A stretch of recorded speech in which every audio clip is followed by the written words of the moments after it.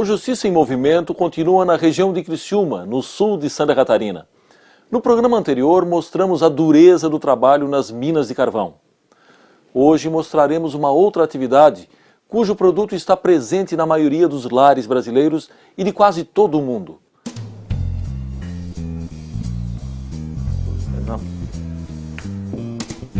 Obrigado. O frango é um legítimo representante da culinária nativa brasileira. É servido ao primo canto no sul ou com açafrão nas Minas Gerais, ou simplesmente assado em todas as partes do mundo. Seu preço acessível já foi usado como símbolo de sucesso de políticas econômicas. O frango é hoje responsável por grande parte das exportações brasileiras. Só o Brasil produz mais de 8,5 milhões de toneladas ano. 1/3 da produção brasileira é exportada. Em 2004, o Brasil foi o maior exportador mundial do produto. Tudo isso envolve cerca de 3 milhões de pessoas na produção, processamento e comercialização do frango no país. É justamente dessas pessoas e do seu trabalho que vamos falar no programa de hoje. Antes de chegar ao alcance do consumidor em perfeitas condições de higiene, em inúmeros cortes especiais, o frango passa por um processo de industrialização extremamente cuidadoso, planejado e controlado.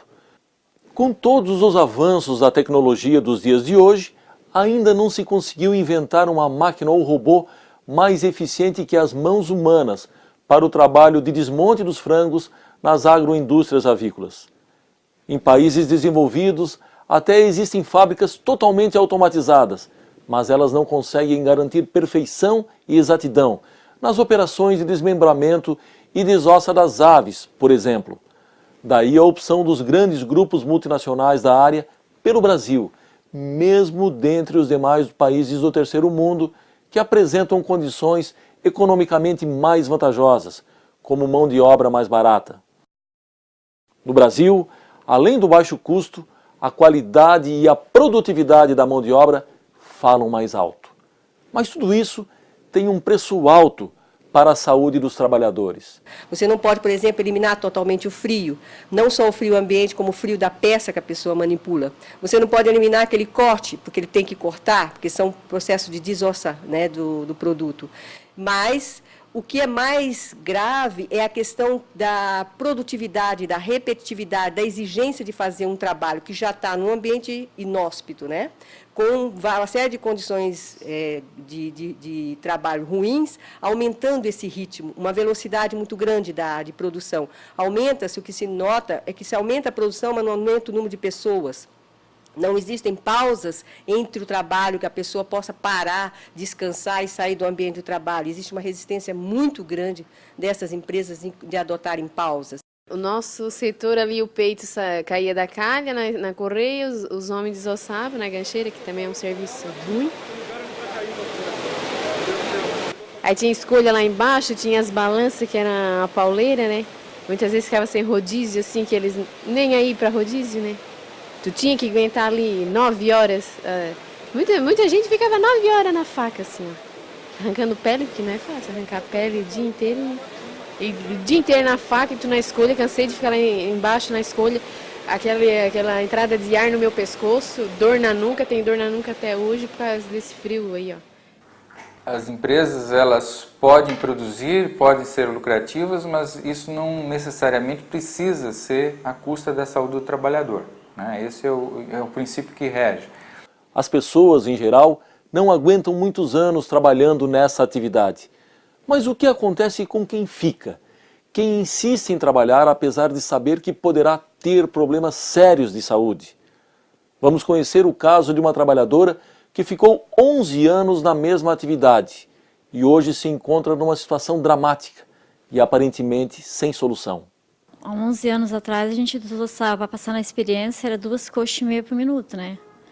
Tudo bem, tu trabalhava um mês, tu acostumava a desossar aquele ritmo ali e pronto, né?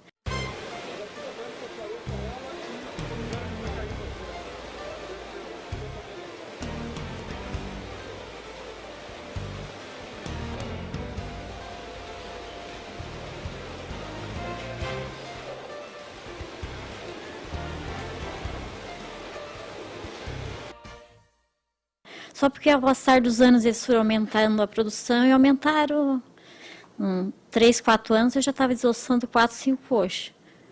E agora, no último ano que eu saí em janeiro, que eu não trabalhei mais nada, né? Que eu ainda voltei de férias, ainda fizeram eu trabalhar com os dedos atrofiados.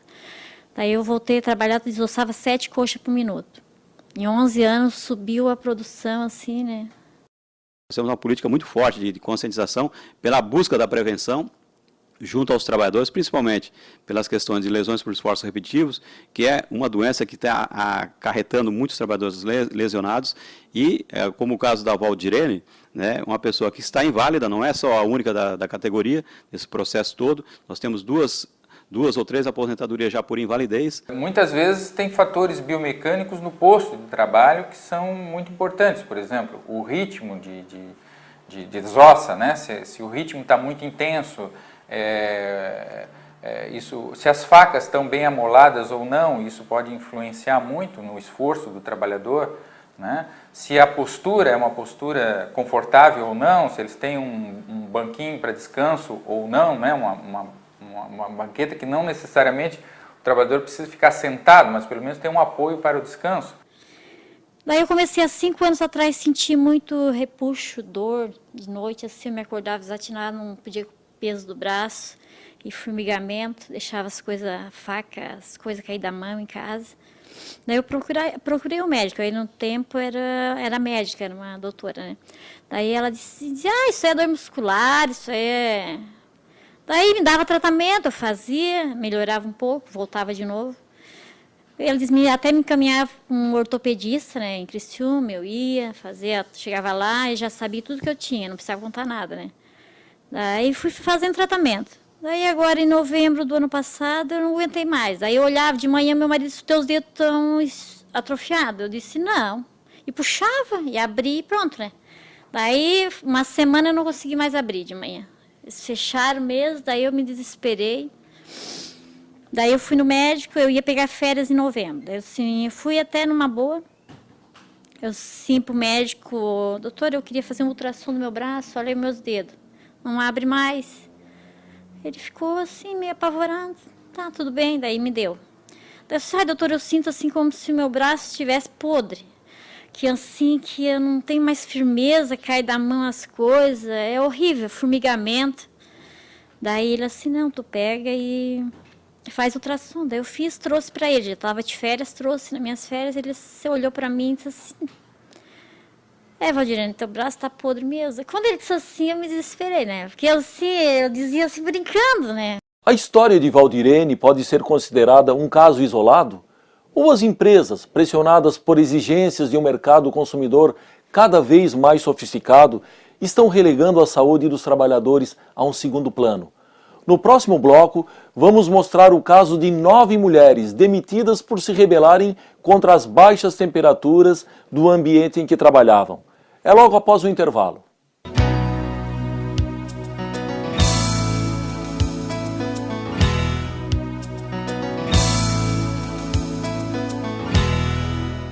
Expor-se ao sol durante alguns minutos para escapar do frio intenso.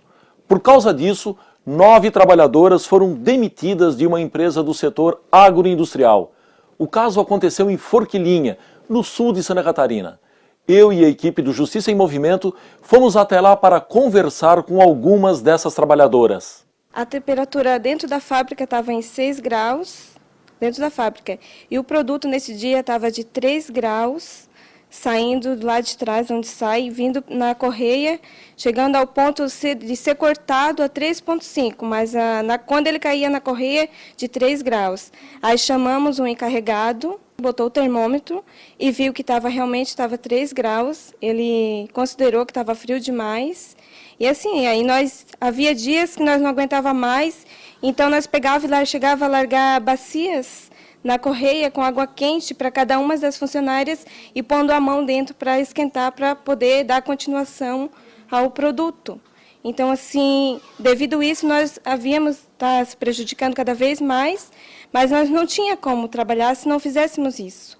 E falar não adiantava, porque mais do que nós já havia falado, não adiantava. Então, nesse dia, nós resolvemos se reunir entre as 9 e mais a correia inteira, para sairmos. Saímos para fora, pedimos para baixar, não adiantou, eles falaram que ia arrumar, não adiantava de nada.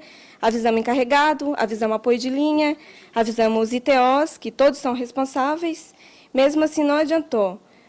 Muitas de nós, assim, inclusive as 9, não aguentaram e saímos para fora, para podermos nos esquentar minutos no sol. E nem esquentamos, realmente nem esquentamos. Eles alegam que nós esquentamos, mas nem chegamos a esquentar no sol quando foi acionado o gerente geral lá, que nós estaríamos fazendo uma greve devido ao frio. Quando a isso, eles nos abordaram e levaram nós para a sala ao lado, e ele, curto, grosso, um cavalo desumano, nem deixou nós falar, nem deixou nós se defender.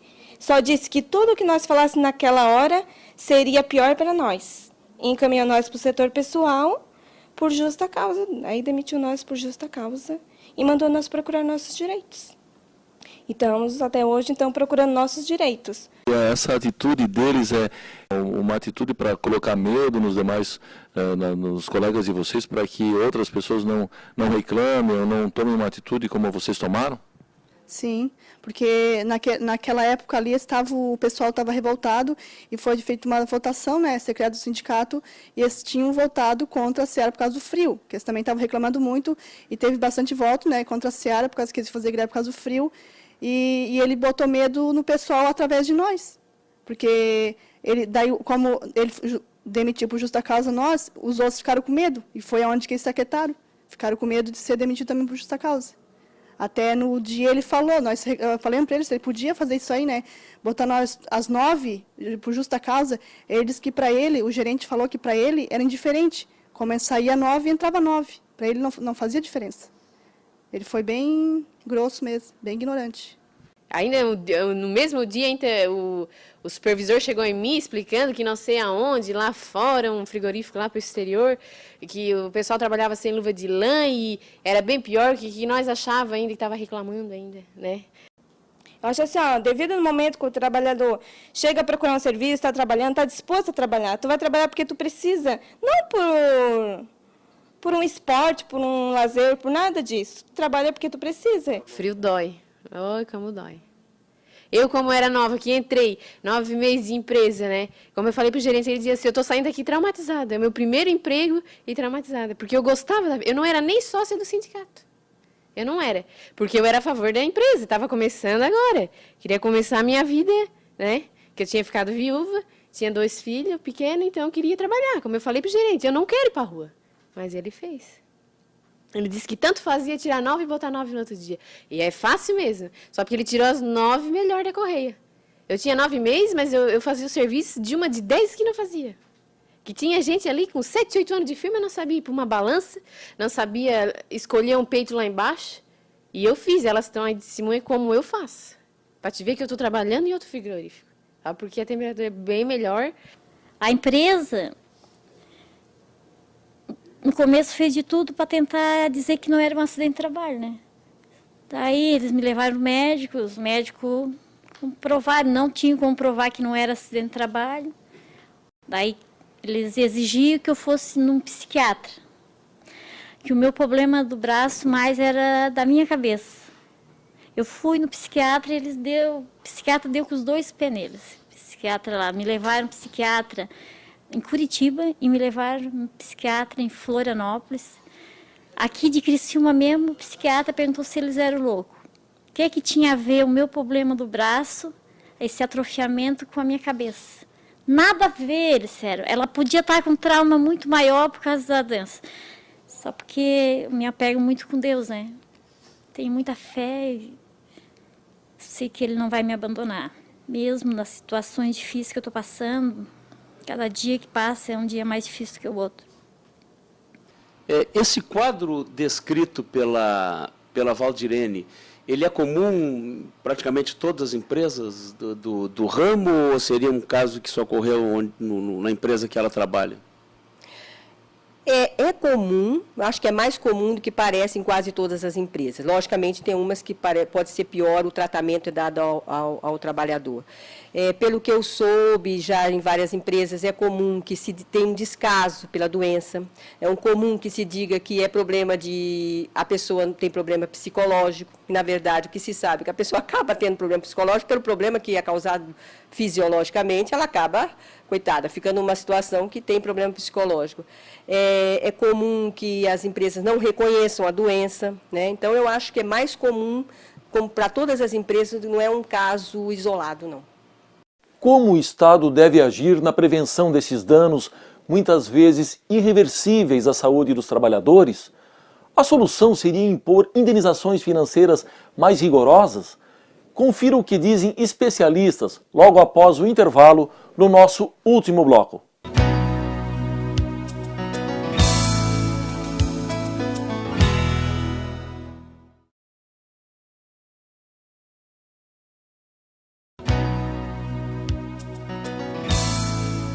Como evitar os danos irreparáveis à saúde dos trabalhadores? A manipulação dos frangos deve ser feita necessariamente em temperaturas baixas, a fim de garantir um produto em boas condições para o consumo humano. O que fazer então para industrializar o frango em grandes quantidades e não prejudicar a saúde dos trabalhadores? Entendo que o Estado tem o seu papel e acho que nos últimos anos tem falhado principalmente na fiscalização, né? Entendo que ações do Ministério Público são importantes, né? Até porque muitas vezes elas surpreendem as empresas, né? De quem é a responsabilidade, afinal de contas, por um caso como o da Valdirene? Responsabilidade, eu acho que existe de muitos, né, ou quase todos, né, existe a responsabilidade, obviamente, da empresa, que tem conhecimento. Elas não são empresas, na maior parte delas, só se for muito pequenininha, que desconheçam esse problema, né? Ela sabe que existe responsabilidade daqueles que tratam, dos médicos, de não fazer um diagnóstico precoce e não fazer um encaminhamento. Responsabilidade também do Ministério do Trabalho, talvez por não ter ido mais forte, mas nós temos as nossas limitações. O Ministério Público do Trabalho tentou, inclusive, com uma empresa que eu participei da negociação, fazer um ajuste de conduta, mas tem dificuldade, né, pela própria legislação.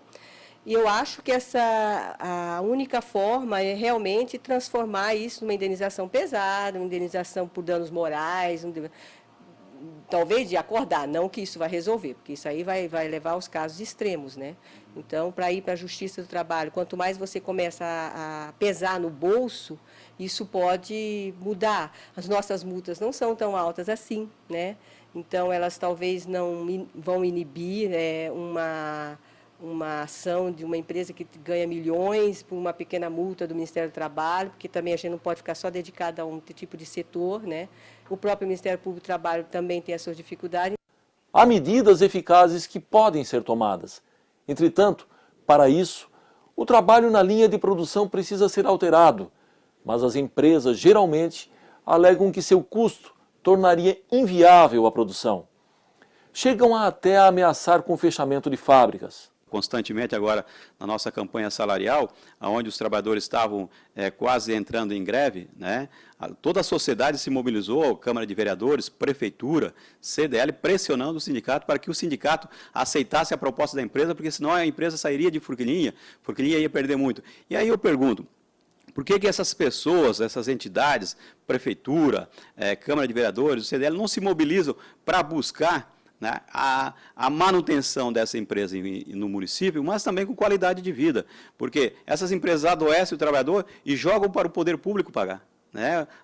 A questão da saúde em Forquilinha já está um caos, entendeu? Esses trabalhadores constantemente estão nos postos de saúde buscando medicamentos para aliviar um pouco as suas dores. E isso quem paga? Quem paga é o cidadão de Forquilinha. A gente espera, né, que o próprio judiciário, Vanderlei, que o próprio judiciário verifique essas questões, porque as agroindústrias, elas forjam muito as informações, né, elas convidam, como eu já ouvi em sessões aí das varas do trabalho aqui, a empresa convidando o juiz para visitar. Mas, claro, na hora que um juiz desse vai visitar, eles baixam o ritmo da produção, aumentam a temperatura. As provas são muito forjadas. A gente tem que estar mostrando que realmente a sonegação de informação e a depredação da mão de obra na agroindústria brasileira, ela está muito forte. Uma luz pode ter surgido no fim do túnel. a partir da entrada em cena do Ministério Público do Trabalho. A juíza Desirê Ávila Bowman, da 4ª Vara Trabalhista de Criciúma, concedeu liminar numa ação civil pública, ajuizada pelo Procurador do Trabalho, Jean Carlo Voltolini, e pelo Sindicato dos Trabalhadores do Setor, impondo uma série de medidas à empresa Seara, pertencente ao Grupo Transnacional Cargill, no município de Forquilinha, vizinho a Criciúma. Entre elas, as de maior impacto são a redução da jornada de trabalho e a imposição de pausas durante a jornada. A maioria desses trabalhadores trabalha de pé, na mesma posição, durante toda a jornada. Então, realmente, a pausa é importante, né, para haver um descanso e depois a retomada. No Tribunal Regional do Trabalho catarinense, a liminar foi mantida pela relatora, juíza Marta Vilauba Fabre. Todas as medidas se destinam a preservar a saúde dos empregados da empresa. O Sindicato dos Trabalhadores atribuiu à decisão a qualidade das provas feitas pelo Ministério Público do Trabalho. E a determinação do Ministério Público de ir lá buscar provas, pegar o termógrafo, buscar a temperatura real que esses trabalhadores vivem dentro dessas agroindústrias, né, foi um fator determinante para que provasse de que existe irregularidade até nas anotações das temperaturas, tanto das empresas como do sistema do CIF, que é a Inspeção Federal, onde foi provado lá em Forquilinha de que há a manipulação dessas informações para o mercado externo.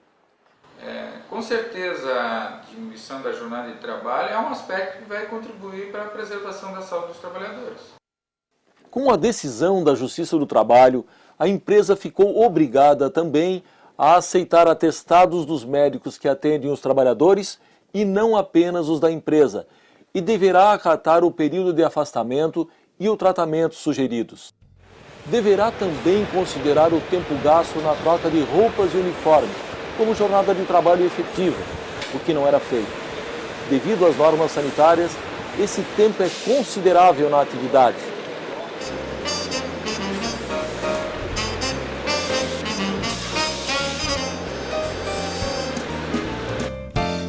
A ordem judicial determinou que passa a ser obrigação da empresa o diagnóstico precoce das doenças e o afastamento do empregado com suspeita de estar acometido de doença ocupacional, pagando integralmente o respectivo tratamento. Para um trabalhador que já está, digamos, com um diagnóstico de tendinite, normalmente se deve afastar esse trabalhador das suas atividades por algum tempo, que é variável, depende do quadro. Normalmente se usa medicamentos, né, anti-inflamatórios, analgésicos, se faz fisioterapia como tratamento.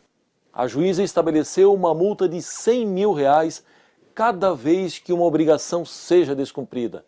Os trabalhadores comemoram. E a decisão da Justiça do Trabalho, ela só vem confirmar tudo aquilo que nós já viemos há anos denunciando, que é o ritmo excessivo, né, nas agroindústrias em todo o território nacional. Para evitarmos as doenças ocupacionais e o número de trabalhadores lesionados no território nacional, só tem uma saída, a redução da jornada de trabalho e o tempo que esses trabalhadores estão expostos a essas temperaturas e a esse ritmo louco que as agroindústrias implantam para os trabalhadores no Brasil. A empresa Seara Cargill foi procurada pelo Justiça em Movimento para falar sobre a liminar. Em resposta enviada por e-mail, informou que está mantendo nas salas de cortes daquela unidade temperatura superior ao limite de 10 graus centígrados. Na resposta, a empresa destacou o caráter provisório da decisão, da qual está recorrendo, e que provará estar cumprindo a legislação trabalhista de forma a garantir os seus direitos e interesses, bem como os de seus funcionários, clientes, fornecedores e comunidade.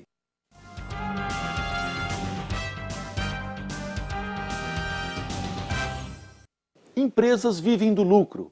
As agroindústrias avícolas estão preocupadas em cumprir contratos de exportação em prazos curtos, requerendo produtividade e resistem a aumentos na conta dos direitos sociais.